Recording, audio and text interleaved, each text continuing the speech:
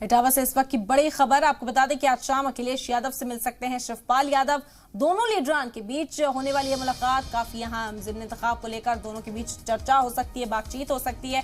इटावा में शिवपाल यादव ने कारकुनान के साथ मीटिंग की।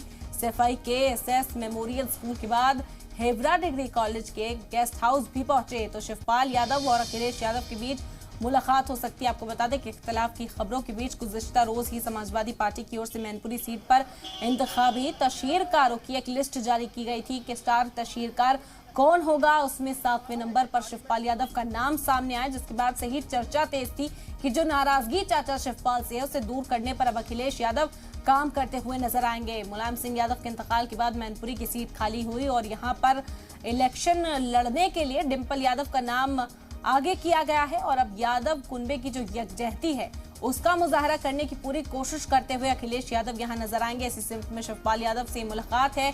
दोनों लीडरान के बीच की मुलाकात काफी अहम मानी जा रही है। बता दें कि ज़िमनी इंतखाब को लेकर दोनों के बीच हो सकती है मुलाकात। इटावा में शिवपाल यादव ने कारकुनान के साथ मीटिंग की है। सफाई के एसएस मेमोरियल स्कूल के बाद हेवरा डिग्री कॉलेज के गेस्ट हाउस पहुंचे हैं।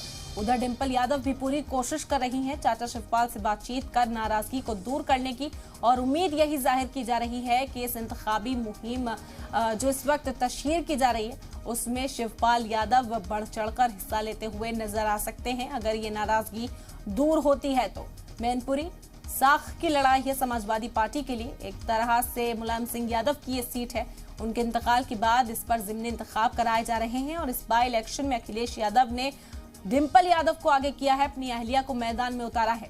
अब देखना होगा कि किस तरह शिवपाल यादव को मनाया जाता है, क्योंकि मुसलसल अखिलेश यादव के जरिए कहा जा रहा है कि पूरा कुनबा इस सीट को जीतने में दमखम झोंकता हुआ नजर आएगा।